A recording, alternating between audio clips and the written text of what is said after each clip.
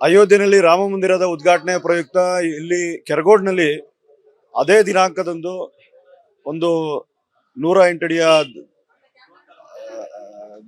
ಧ್ವಜಸ್ತಂಭ ಮತ್ತು ಧ್ವಜಾರೋಹಣವನ್ನು ಮಾಡಬೇಕು, ಉದ್ಘಾಟನೆಯನ್ನು ಮಾಡಬೇಕು ಅಂತ ಹೇಳಿ ಇವತ್ತು ಎಲ್ಲ ಸಾರ್ವಜನಿಕರು ಪಕ್ಷಾತೀತವಾಗಿ ಕೈಗೊಂಡು ಈ ಕಾರ್ಯಕ್ರಮವನ್ನು ಮಾಡಬೇಕು ಅಂತ ಹೇಳಿ ಹೊರಟಾಗ ಇಡೀ ದೇಶನೇ ರಾಮ ಪೂಜೆಯನ್ನ ಮಾಡಿದಂಥದ್ದು, ಸಂಭ್ರಮಾಚರಣೆ ಮಾಡಿದಂಥದ್ದು ಮಂಡ್ಯದಲ್ಲೂ ಬೀದಿ ಬೀದಿನಲ್ಲಿ ನಾವು ನೋಡಿದ್ವಿ.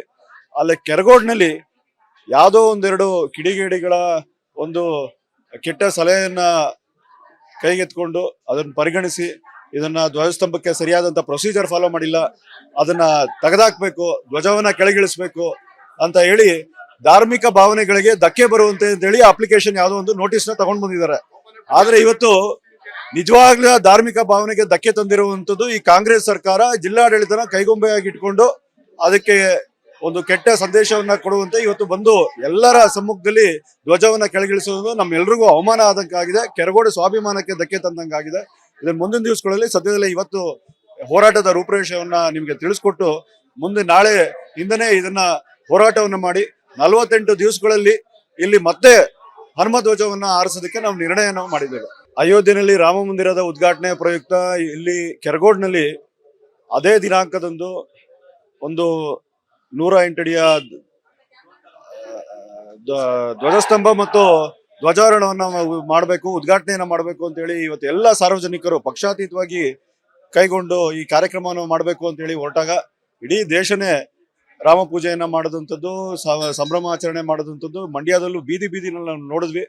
ಅಲ್ಲಿ ಕೆರಗೋಡ್ನಲ್ಲಿ ಯಾವುದೋ ಒಂದೆರಡು ಕಿಡಿಗೇಡಿಗಳ ಒಂದು ಕೆಟ್ಟ ಸಲಹೆಯನ್ನ ಕೈಗೆತ್ಕೊಂಡು ಅದನ್ನು ಪರಿಗಣಿಸಿ ಇದನ್ನ ಧ್ವಜಸ್ತಂಭಕ್ಕೆ ಸರಿಯಾದಂತ ಪ್ರೊಸೀಜರ್ ಫಾಲೋ ಮಾಡಿಲ್ಲ, ಅದನ್ನ ತೆಗೆದಾಕ್ಬೇಕು, ಧ್ವಜವನ್ನ ಕೆಳಗಿಳಿಸ್ಬೇಕು ಅಂತ ಹೇಳಿ ಧಾರ್ಮಿಕ ಭಾವನೆಗಳಿಗೆ ಧಕ್ಕೆ ಬರುವಂತೆ ಅಂತ ಹೇಳಿ ಅಪ್ಲಿಕೇಶನ್ ಯಾವುದೋ ಒಂದು ನೋಟಿಸ್ ನ ತಗೊಂಡು ಬಂದಿದ್ದಾರೆ. ಆದ್ರೆ ಇವತ್ತು ನಿಜವಾಗ್ಲೂ ಧಾರ್ಮಿಕ ಭಾವನೆಗೆ ಧಕ್ಕೆ ತಂದಿರುವಂತದ್ದು ಈ ಕಾಂಗ್ರೆಸ್ ಸರ್ಕಾರ ಜಿಲ್ಲಾಡಳಿತನ ಕೈಗೊಂಬೆಯಾಗಿ ಇಟ್ಕೊಂಡು ಅದಕ್ಕೆ ಒಂದು ಕೆಟ್ಟ ಸಂದೇಶವನ್ನ ಕೊಡುವಂತೆ ಇವತ್ತು ಬಂದು ಎಲ್ಲರ ಸಮ್ಮುಖದಲ್ಲಿ ಧ್ವಜವನ್ನ ಕೆಳಗಿಳಿಸುವುದು ನಮ್ಮೆಲ್ರಿಗೂ ಅವಮಾನ ಆದಂಗಾಗಿದೆ, ಕೆರಗೋಡು ಸ್ವಾಭಿಮಾನಕ್ಕೆ ಧಕ್ಕೆ ತಂದಂಗಾಗಿದೆ.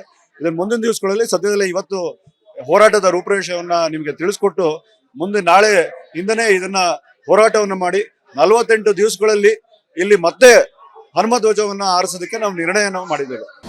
ಅನುಕ್ಷಣದ ಸುದ್ದಿಗಳಿಗಾಗಿ ವಿಸ್ತಾರ ನ್ಯೂಸ್ ಯೂಟ್ಯೂಬ್ ಚಾನೆಲ್ ಸಬ್ಸ್ಕ್ರೈಬ್ ಮಾಡಿ.